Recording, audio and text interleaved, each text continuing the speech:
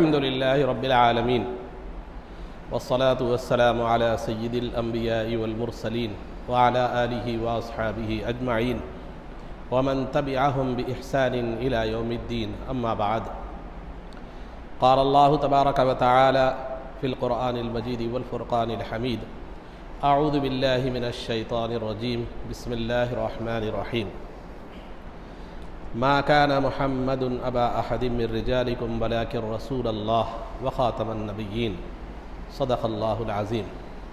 قال الله تبارك وتعالى في شان حبيبه صلى الله عليه وسلم إن الله وملائكته يصلون على النبي يا أيها الذين آمنوا صلوا عليه وسلموا تسليما اللهم صل وسلم وزد وبارك على حبيبك سيدنا ونبينا ومولانا محمد وعلى آلہ واصحابہ اجمعین۔ عزیزان محترم، اس سے قبل عقائد کے حوالے سے آپ حضرات کے سامنے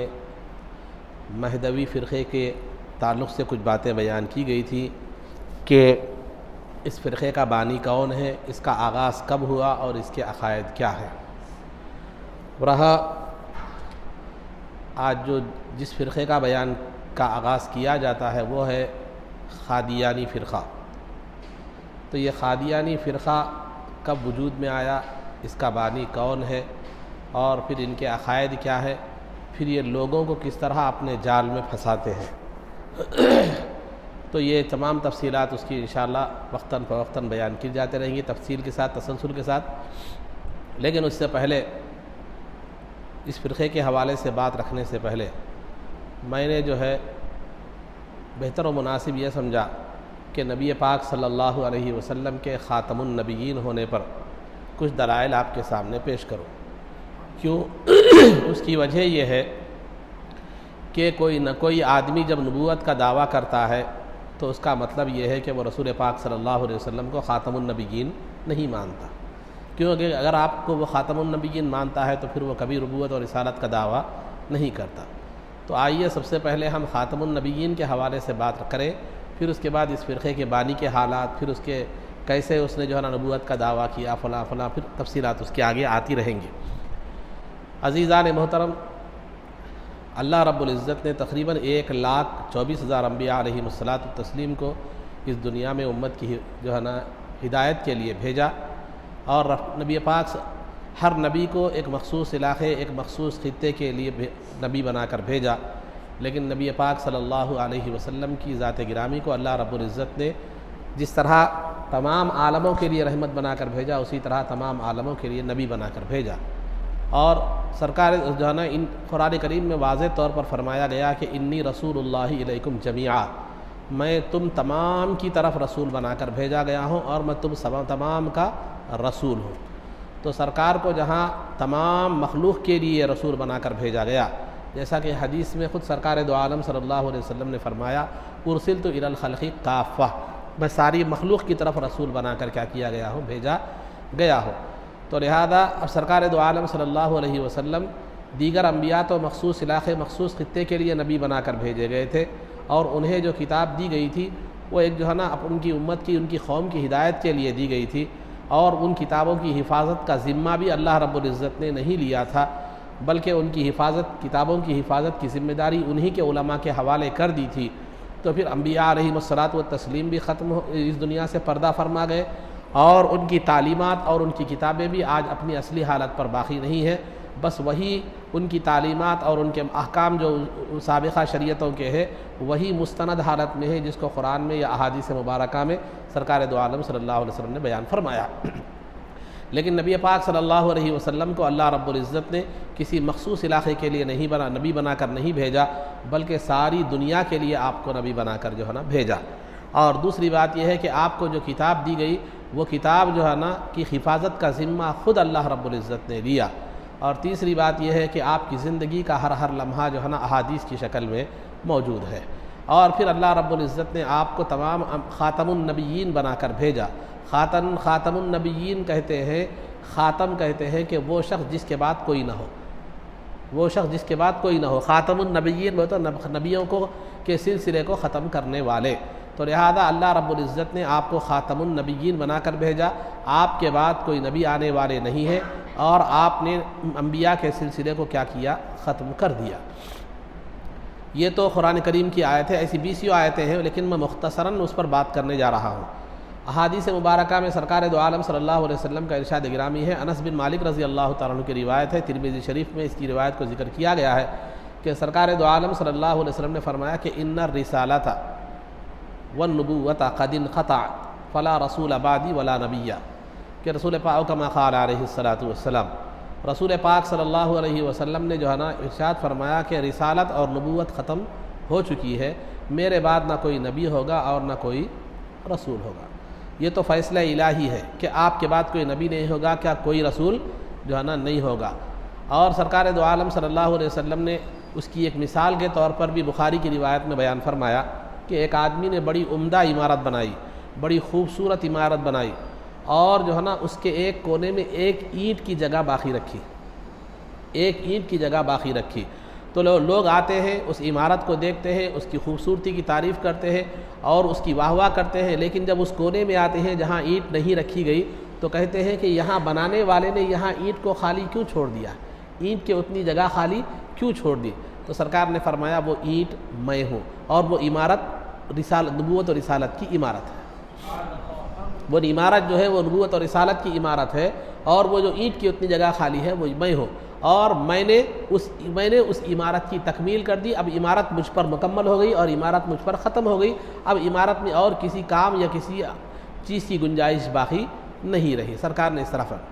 تو لہذا سرکار نے جہاں اپنی خاتم النبیین ہونے کا اعلان فرمایا، انبیاء کے سلسلے کو ختم کرنے کا اعلان فرمایا، وہیں آپ نے یہ بھی فرمائی کہ میں خاتم النبیین ہوں، تو اس کا مطلب یہ نہیں ہے کہ نبوت کے دعوے دار نہیں آئیں گے، نہیں، نبوت کے دعوے دار تو آتے رہیں گے، نبوت کے دعوے دار تو پیدا ہوتے رہیں گے، لیکن اس سے میرے خاتم النبیین ہونے میں کوئی فرق نہیں ہوگا، بلکہ دعویٰ کرنے والے آتے رہیں گے، چلے جاتے رہیں گے، اور ان کی اتباع کرنے والے ہلاک و برباد ہو جائیں گے، لیکن میری خاتم النبیین پر کوئی فرق جو ہے نا اس پہ پڑنے والا نہیں ہے۔ چنانچہ ترمذی کی روایت ہے، سرکار دو عالم صلی اللہ علیہ وسلم نے فرمایا کہ سیکون فی امتی کذابون ثلاثون کلہم یزعم انہ نبی وانا خاتم النبیین لا نبی بعدی، کہ سرکار دو عالم صلی اللہ علیہ وسلم نے فرمایا کہ جو ہے نا میرے بعد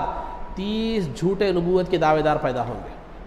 میرے بعد 30 نبوت کے جھوٹے دعوے دار پیدا ہوں گے، اور ہر کوئی یہ گمان کرے گا، یہ کہے گا، یہ دعویٰ کرے گا کہ میں نبی ہوں، لیکن یاد رکھو میں تمام انبیاء کے سلسلے کو ختم کرنے والا ہوں، میرے بعد کوئی نبی نہیں ہوگا۔ تو یہ واضح طور پر سرکار نے ارشاد فرما دیا کہ قرآن سے بھی ثابت ہے، احادیث سے بھی ثابت ہے کہ نبی پاک صلی اللہ علیہ وسلم آخری نبی ہیں، اور آپ جو ہے نا آپ کے بعد نبوت کا سلسلہ کیا ہو جائے گا؟ ختم جو ہے نا ہو جائے گا، اور اس کے بعد نبوت کا دعویٰ کرنے والا کیا ہے؟ وہ جھوٹا ہے، کذاب ہے، اور وہ دجال ہے، یعنی وہ دین میں فتنہ پیدا کرنا چاہ رہا ہے۔ تو نبوت کے دعوے دار بھی پیدا ہوئے ہر وقت، تاریخ 1300-1400 سال کی زندگی میں۔ ابھی سرکار دو عالم صلی اللہ علیہ وسلم اس دنیا سے ابھی پردہ بھی نہیں فرمائے تھے کہ نبوت کے دعوے دار پیدا ہو گئے، نبوت کا دعویٰ کرنے والے پیدا ہو گئے۔ آپ کی آخری عمر مبارک میں جب آپ جو ہے نا بستر مرگ پہ تھے، آپ کی وصال کا وقت قریب تھا، اس وقت نبوت کے دعوے دار پیدا ہو گئے۔ ان میں سے ایک نامی جو ہے نا جو مشہور جو ہے مسیلمۃ الکذاب ہے۔ یہ مسیلمۃ الکذاب اس نے سرکار کے جو ہے نا رسالت کا انکار نہیں کیا، آپ کے خاتم النبیین ہونے کا انکار کیا۔ چنانچہ اس نے سرکار کو ایک خط لکھا، اس میں یہ کہا کہ من مسیلمۃ رسول اللہ الی محمد رسول اللہ، یہ مسیلمہ کی جانب سے یہ خط ہے جو اللہ کا رسول ہے، اور محمد صلی اللہ علیہ وسلم کی جانب جو اللہ کے رسول ہے۔ تو اس نے سرکار کو بھی رسول مانا، اپنے کو بھی رسول مانا، خاتم النبیین ہونے کا سرکار کیا کیا؟ انکار کیا۔ تو نتیجہ کیا ہوا؟ سرکار دو عالم صلی اللہ علیہ وسلم کے وصال کے فوری بعد ابو بکر صدیق رضی اللہ تعالیٰ عنہ نے اس کی سرکوبی کے لیے، اس کے خاتمے کے لیے صحابہ اکرام رضوان اللہ تعالیٰ علیہم اجمعین کی فوج کو روانہ فرمایا یمامہ کے مقام پر، اور وہاں بہت بڑی جنگ ہوئی، اور ہزاروں صحابہ شہید ہو گئے، اور 700 جو ہے نا حفاظ صحابہ جو قرآن کے حافظ تھے وہ شہید ہو گئے۔ تو عزیزان محترم، جبکہ ابو بکر سرکار دو عالم صلی اللہ علیہ وسلم کے وصال کے بعد ہی فوراً بعد ہی کئی فتنے اٹھ کر کھڑے ہو گئے۔ ایک فتنہ زکوٰۃ تھا، تو جو ہے نا زکوٰۃ کا فتنہ تھا کہ لوگ زکوٰۃ سے انکار کرنے کا جو ہے انکار کرنے لگے، زکوٰۃ دینے سے انکار کرنے لگے۔ پھر یہ دعوی نبوت کا فتنہ تھا، یہ کئی فتنے تھے۔ ویسے وقت میں اتنا بڑا ڈیسیجن ابو بکر صدیق رضی اللہ تعالیٰ عنہ نے کیوں لیا؟ ایسے نازک حالات میں ابو بکر صدیق رضی اللہ تعالیٰ عنہ نے کیوں لیا؟ تو بظاہر تو ایسا معلوم ہوتا ہے کہ سرکار کے وصال کے بعد جو فتنے اور حالات جو منتشر ہو گئے تھے اس میں جو ہے نا یہ اتنا بڑا جنگ کا ڈیسیجن لینا، پھر اتنے صحابہ کا شہید ہونا، یہ ایک بہت بڑے نقصان کی بات سمجھ میں آتی ہے۔ لیکن سیدنا ابو بکر صدیق رضی اللہ تعالیٰ عنہ کی دور اندیشی تھی کہ اگر اس کو ایک کو چھوڑ دیا جائے، اس کو ایک کو اگر ایسے ہی چھوڑ دیا جائے تو ہر علاقے میں ایک ایک نبی کا دعوے دار ہوگا اور کئی انبیاء کئی امتی جو ہے نا پیدا ہو جائیں گے۔ ہر نبی جب دعویٰ کرے گا اس کے ماننے والے ہوں گے، اس کے ماننے والے کیا ہو جائیں گے؟ امتی کہلائیں گے، اس نبی کے امتی کہلائیں گے، تو کئی نبی پیدا ہوں گے، کئی امتیں بن جائے گی۔ تو اللہ رب العزت کا یہ جو قول ہے، سرکار کا یہ جو مقصد ہے، انی رسول اللہ الیکم جمیعا، میں تم سب کا رسول ہوں اور تم سب کو میری رسالت کے پلیٹ فارم پر جمع ہونا ہے، یہ ختم ہو جاتا تھا۔ کیونکہ سرکار کے پلیٹ فارم کے علاوہ کئی انبیاء کئی نبوت کے دعوے داروں کے پلیٹ فارم کیا ہو جاتے؟ ظہور میں آ جاتے اور ہر ایک نبی کا دعویٰ کرتا اور کئی نبی جو ہے نا دنیا میں ہو جاتے، تو یہ امت انتشار کا شکار ہو جاتی۔ اب مسئلہ بڑا سنگین تھا، اس لیے ابو بکر صدیق رضی اللہ تعالیٰ عنہ نے اس کی سرکوبی کی۔ اس کے بعد بھی جو ہے نا اس کے بعد بھی کئی دعوے دار پیدا ہوتے رہے، لیکن دنیا میں جو غیور مسلمان تھے، جو مسلمان جو ہے نا اللہ رب العزت پر اور رسول پاک صلی اللہ علیہ وسلم کے خاتم النبیین ہونے پر ایمان رکھتے تھے، صادق رکھتے تھے، ایمان صادق رکھتے تھے، وہ لوگ جو ہے نا ان لوگوں نے ان کا بائیکاٹ کیا اور ان کو جو ہے نا ہلاک و برباد کر دیا، سوائے چند جاہل لوگوں کے جو دنیا پرست تھے۔ ان لوگوں کی اتباع کرنے والوں میں آپ کو ملیں گے ایسے لوگ ملیں گے جو دینی علم سے جاہل ہیں، اور دوسرے دنیا جن کا مقصد ہے آخرت سے ان کا کوئی تعلق نہیں ہے، ایسے ہی لوگ جو ہے نا ان کے پاس ان کی اتباع کرنے والے آپ کو ملیں گے۔ تو بہرحال عزیزان محترم، یہ خاتم النبیین سرکار کا تمام انبیاء کے آخری نبی ہونا یہ قرآن سے بھی ثابت ہے، احادیث سے بھی ثابت ہے، اور ابو بکر صدیق رضی اللہ تعالیٰ عنہ نے اتنی بڑی جنگ کر کے یہ بتا دیا کہ نبی کا دعوے دار، نبی کا دعویٰ کرنے والے کا نظر کیا ہے، نظریہ ابو بکر صدیق رضی اللہ تعالیٰ عنہ کی نظر میں یہ ہے کہ وہ دنیا میں رہنے کے قابل نہیں ہے، بلکہ اسے تہہ تیغ کر دیا جائے، اسے ختم کر دیا جائے۔ تو یہ دعویٰ قابل قبول نہیں ہے۔ لیکن جو ہے نا عزیزان محترم، ہم دیکھتے عقلی اعتبار سے بھی دیکھا جائے تو کسی دوسرے نبی کی ضرورت باقی نہیں رہی۔ کیوں باقی نہیں رہی؟ میں اس کو ایک مثال کے ذریعے سے آپ کو میں سمجھاتا چلوں۔ ایک جو ہے نا ایک پروجیکٹ تیار کیا،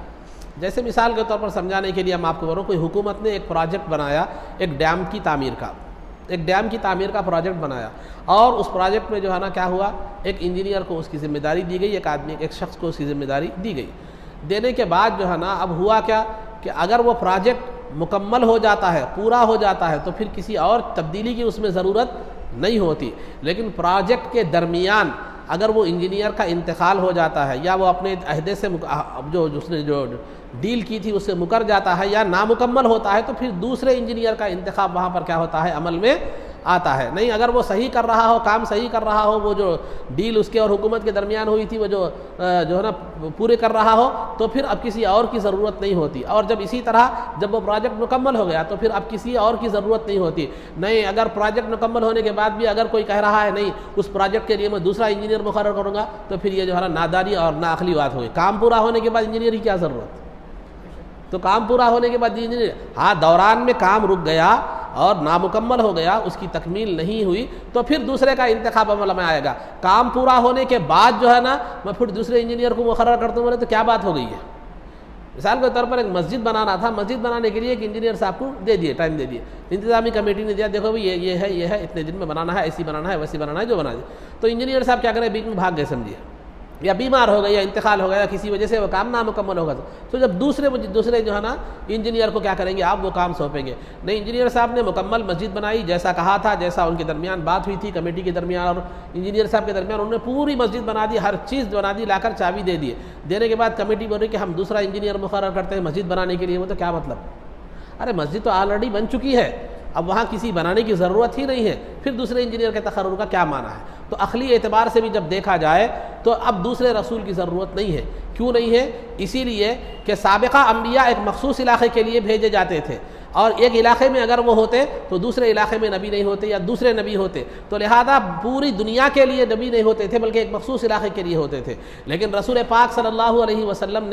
کو اللہ رب العزت نے پوری دنیا کے لیے کیا کرا، رسول بنا کر بھیجا ہے۔ جب دنیا کے لیے رسول بنا کر بھیجے تو پھر کسی اور رسول کی ضرورت پیش ضرورت نہیں رہی۔ پھر دوسری بات یہ ہے کہ سابقہ انبیاء کے تعلیمات، ان کی زندگیاں، ان کی کتابیں تک جو آسمانی کتابیں تھیں وہ محفوظ نہیں رہیں، لیکن نبی پاک صلی اللہ علیہ وسلم کی تعلیمات، آپ کی شریعت، آپ کے احکامات اور آپ کی زندگی کا ہر لمحہ کیا ہے معلوم ہے،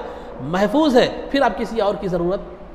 کیوں رہے؟ اور تیسری بات یہ ہے کہ سرکار دو عالم صلی اللہ علیہ وسلم کو جو دین دیا گیا اس میں اللہ رب العزت نے فرمایا الیوم اکملت لکم دینکم کہ واتممت علیکم نعمتی، میں نے تمہارے دین کو مکمل کر دیا ہے۔ جب دین کی تکمیل کے لیے سرکار کو بھیجا گیا تھا اور اللہ رب العزت خود فرما رہا ہے کہ سرکار پر دین مکمل ہو چکا، تو پھر مکمل ہونے کے بعد پھر کیا ہے؟ یہ ایسے ہی ہے مسجد بننے کے بعد انجینئر کا تقرر کرنا۔ تو لہذا عقلی اعتبار سے بھی دیکھا جائے تو کسی نبی اور رسول کی ضرورت پیش نہیں آئی، کیونکہ کتاب بھی محفوظ ہے، شریعت بھی محفوظ ہے، سنت بھی محفوظ ہے، دین بھی مکمل ہو چکا ہے، اور اس کے قیامت تک آنے والے تمام مسلمانوں کے لیے جو ہے نا یہ ہدایت کے لیے کافی ہے، کسی اور کی ضرورت نہیں ہے۔ اب رہا جو چھوٹے موٹے نئے مسائل پیش آتے ہیں جو ضروری جو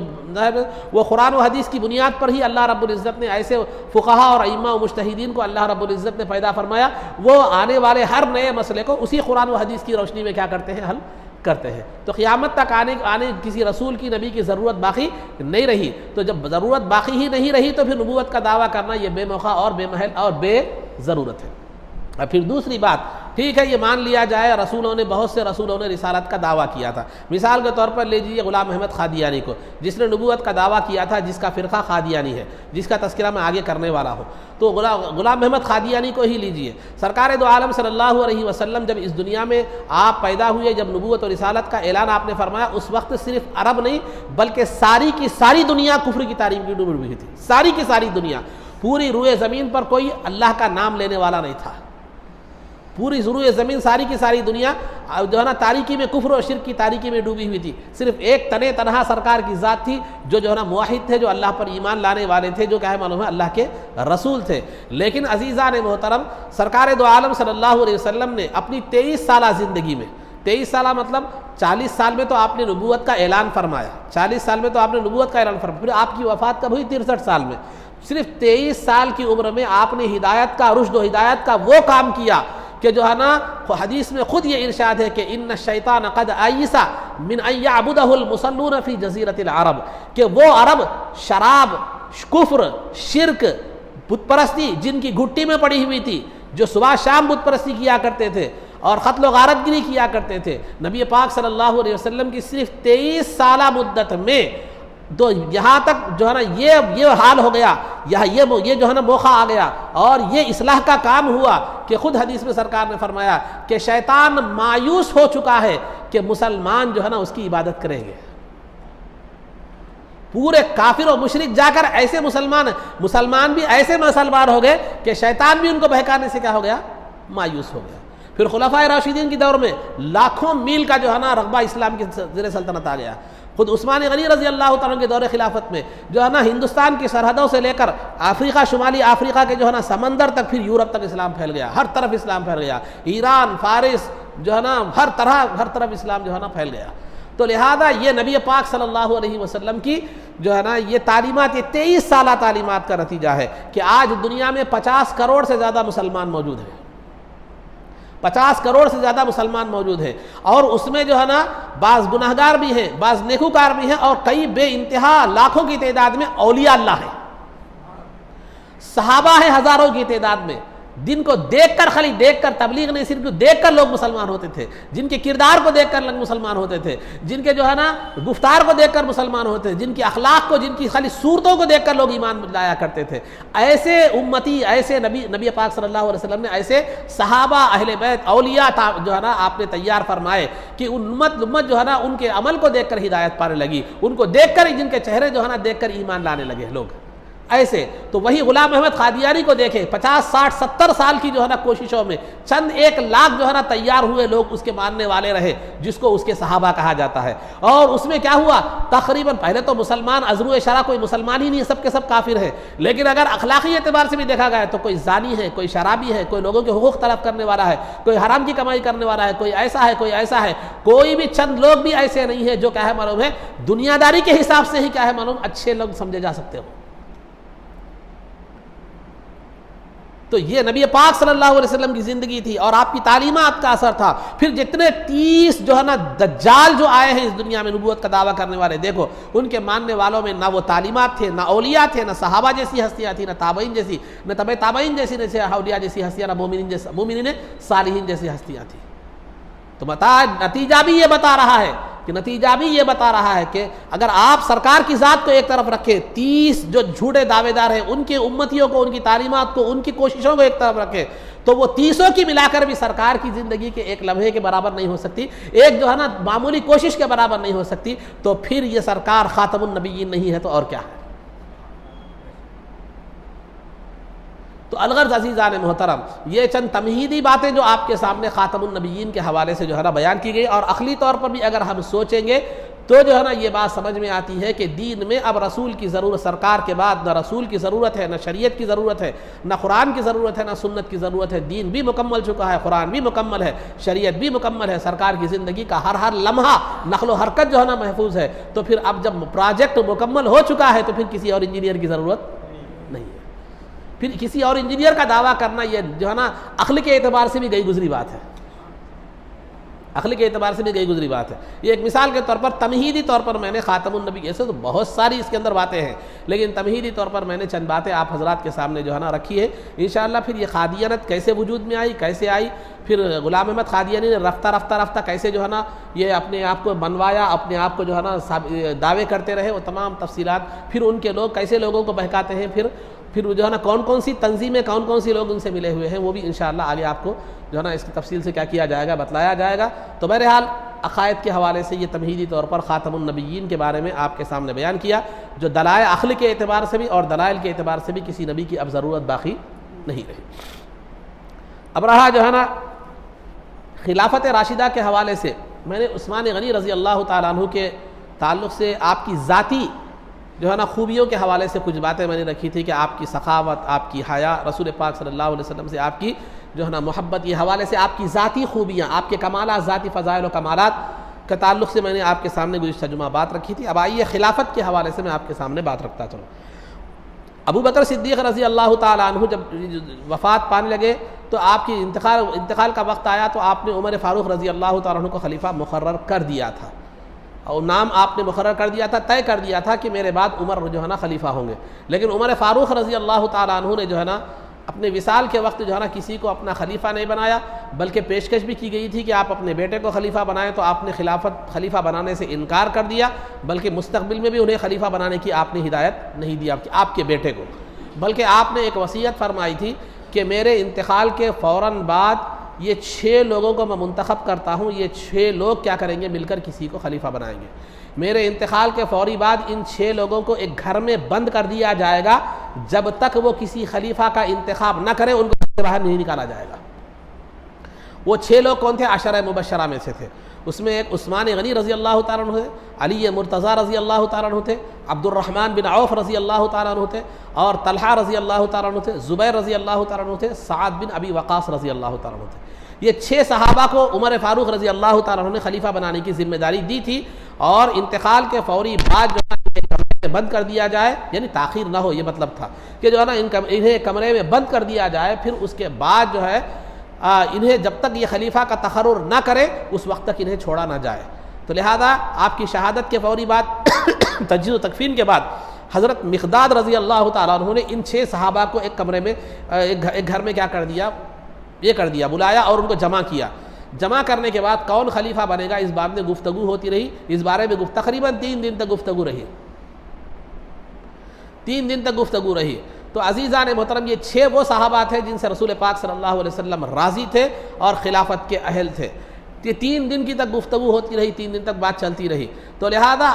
جو ہے نا ان میں سے ہر ایک خلیفہ بننے کا قابل تھا خلیفہ بننے کے، لیکن ان میں سے کوئی خواہش مند نہیں تھا. اگر خواہش مند ہوتا بولتے تو میں بنتا ہوں خلیفہ بنے، تو کوئی بننے میں کوئی بات نہیں تھی. تو کسی نے بھی خلافت کی خواہش ظاہر جو ہے نا نہیں کی. تو لہذا 3 دن تک گفتگو چلتی رہی، کچھ بھی نتیجہ نہیں نکلا. آخر میں عبد الرحمن بن عوف رضی اللہ تعالیٰ عنہ جو ہے نا بہت بڑے معاملہ فہم شخصیت تھی، اور معاملات کو انجام دینے کی صلاحیت آپ کے اندر بہت تھی. انہوں نے کہا ایسا اگر گفتگو ہوتی رہی تو کوئی خلیفہ نہیں بنے گا. اس میں 6 لوگوں میں سے 3 لوگ تینوں کے حق میں وڈرا ہو جائیں گے.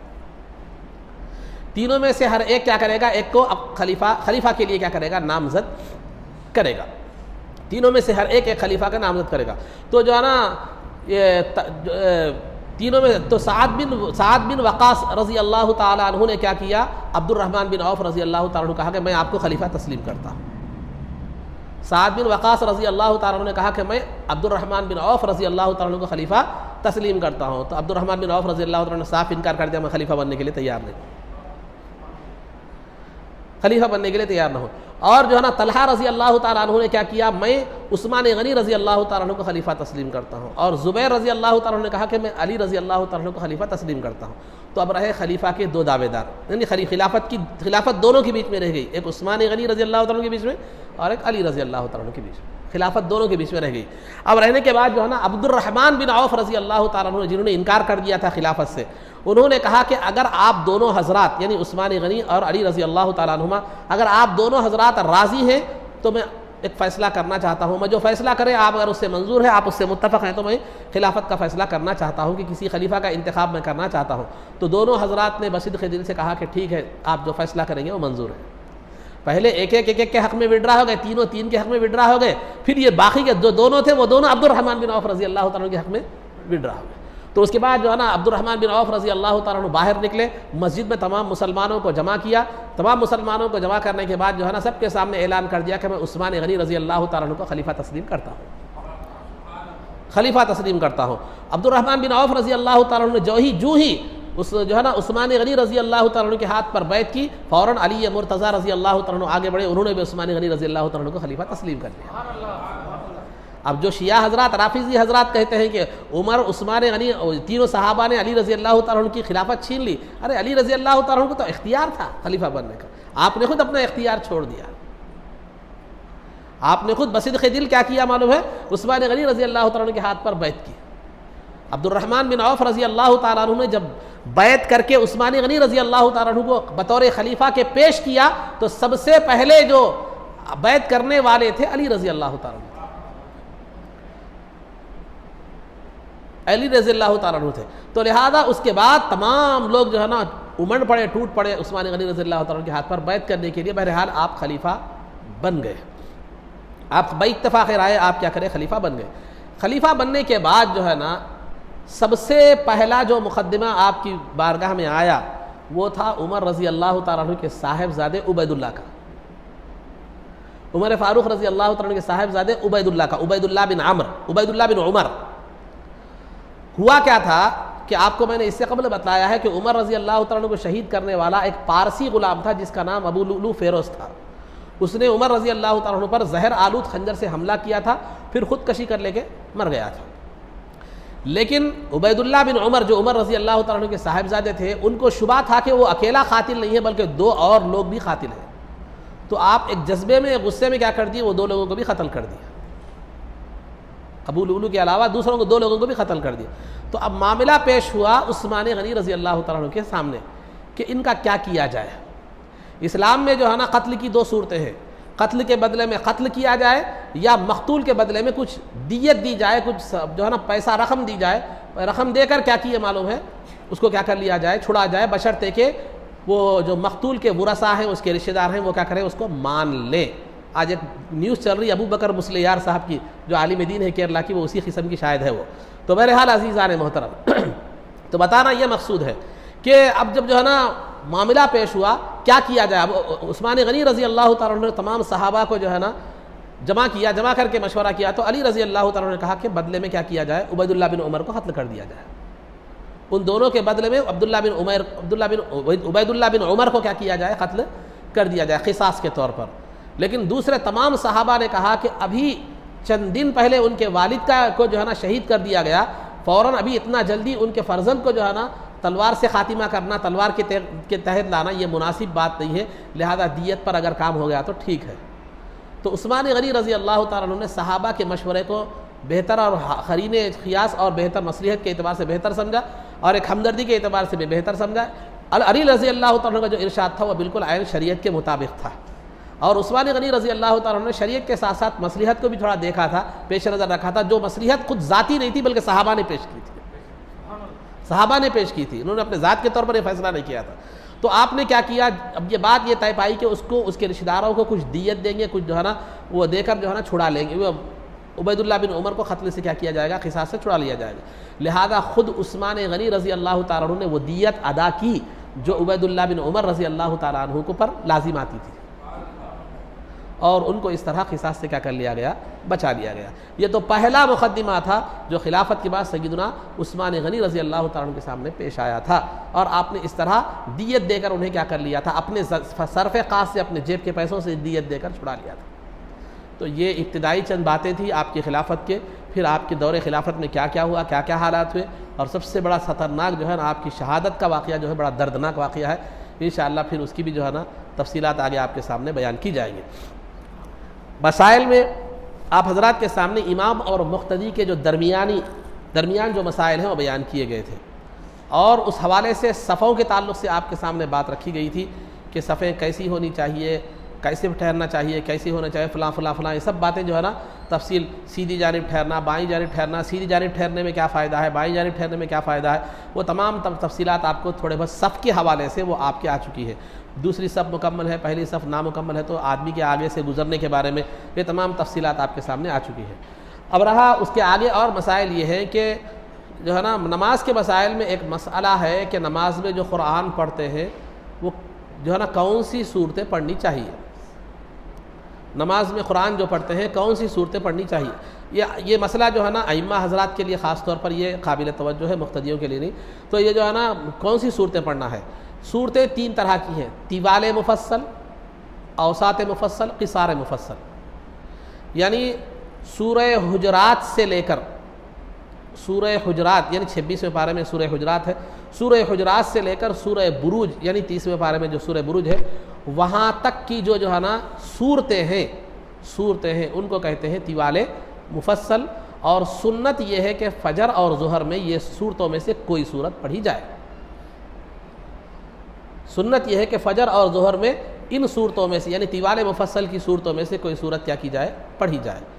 میں آپ کو غالباً یہ علمی بات ہے سمجھ میں نہیں آ رہی لیکن آگے کا مسئلہ اس پر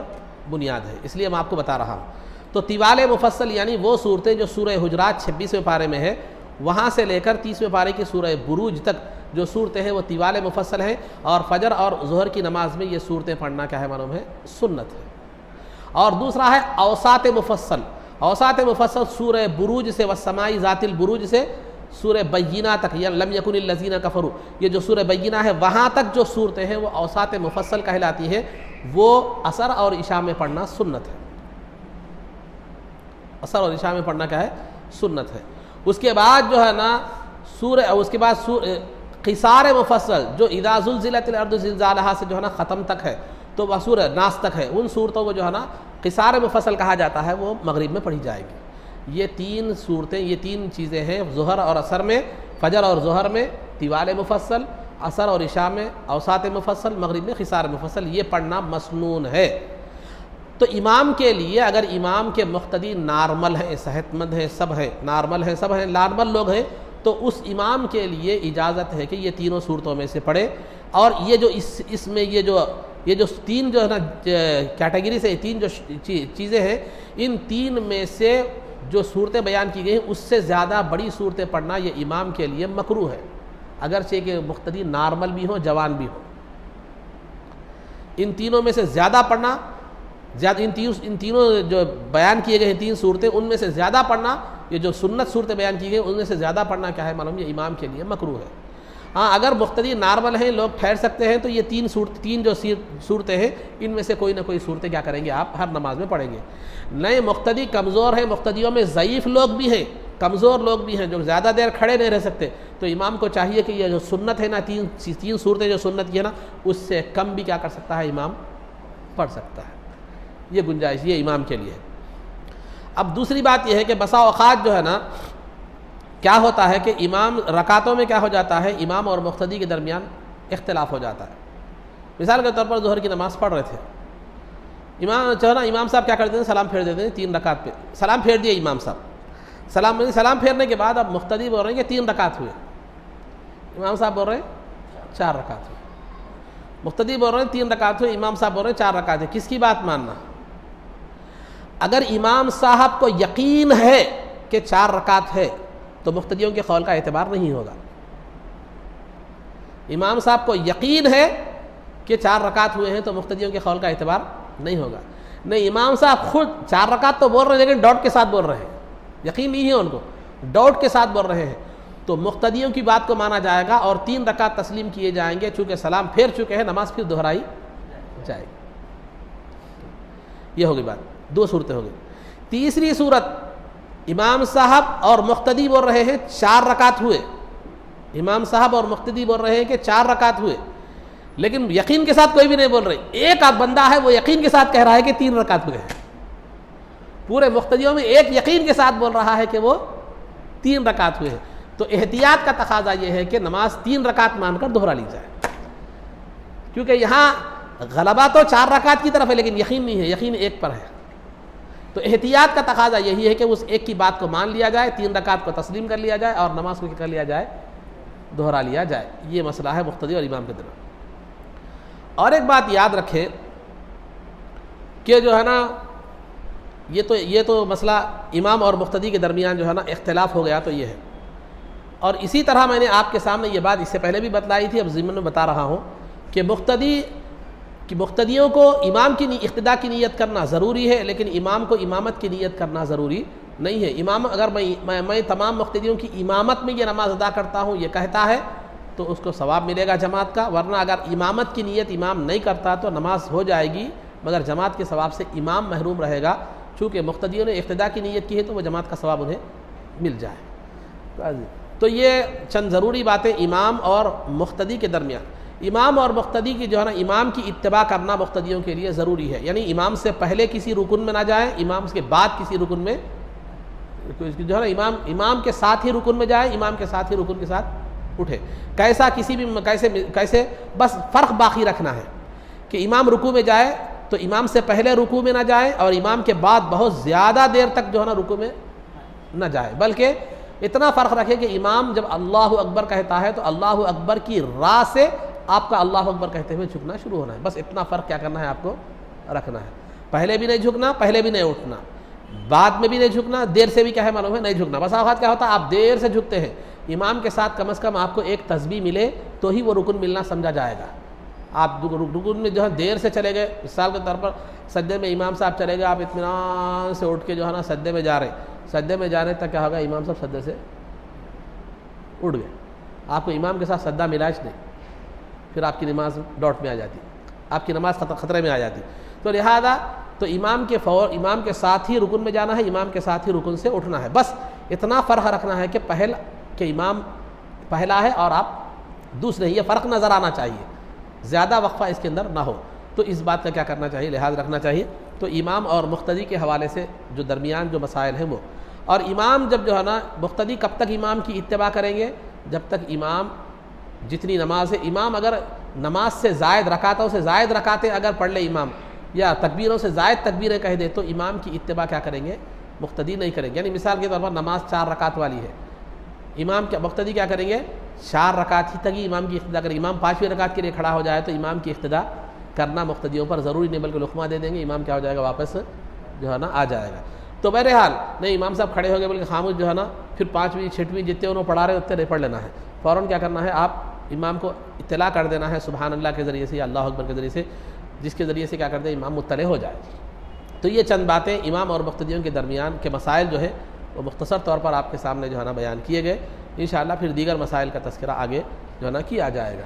تو یہ چند باتیں تھیں،